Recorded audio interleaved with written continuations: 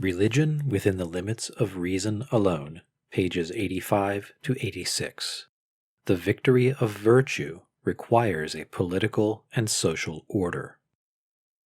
Now man is in this perilous state through his own fault. Hence he is bound, at the very least, to strive with all his might to extricate himself from it. But how? That is the question. When he looks around for the causes and circumstances which expose him to this danger and keep him in it, he can easily convince himself that he is subject to these, not because of his own gross nature, so far as he is here a separate individual, but because of mankind to whom he is related and bound. It is not at the instigation of the former that what should properly be called the passions, which cause such havoc in his original good predisposition, are aroused. His needs are but few, and his frame of mind in providing for them is temperate and tranquil. He is poor, or considers himself so, only in his anxiety lest other men consider him poor and despise him on that account. Envy, the lust for power, greed, and the malignant inclinations bound up with these besiege his nature, contented within itself as soon as he is among men. And it is not even necessary to assume that these are men sunk in evil and examples to lead him astray. It suffices that they are at hand, that they surround him, and that they are men, for them to mutually corrupt each other's predispositions and make one another evil.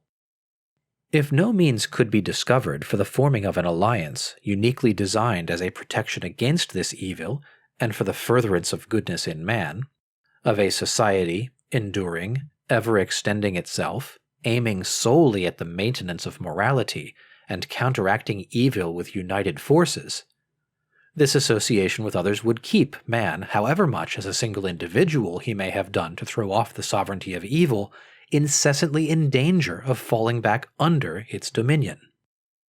As far as we can see, therefore, the sovereignty of the good principle is attainable, so far as men can work toward it, only through the establishment and spread of a society in accordance with, and for the sake of, the laws of virtue, a society whose task and duty it is rationally to impress these laws in all their scope upon the entire human race. For only thus can we hope for a victory of the good over the evil principle. In addition to prescribing laws to each individual, morally legislative reason also unfurls a banner of virtue as a rallying point for all who love the good, that they may gather beneath it, and thus, at the very start, gain the upper hand over the evil which is attacking them without rest. Interpretation. This passage comes from the start of Book 3 of Kant's Religion, titled The Victory of the Good over the Evil Principle and the Founding of a Kingdom of God on Earth.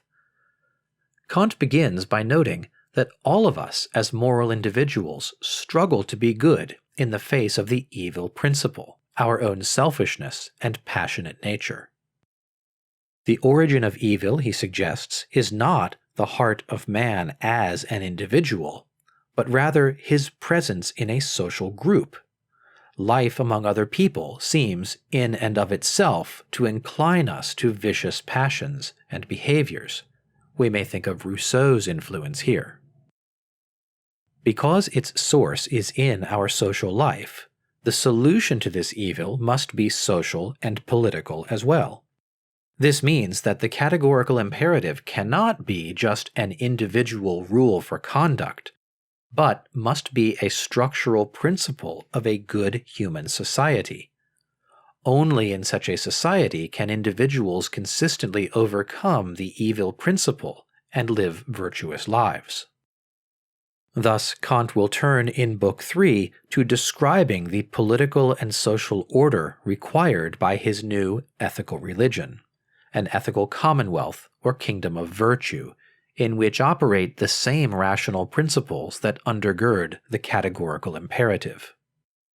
As a final observation, let me note that this necessary political order must be ever expanding until it governs the entire human race, according to Kant.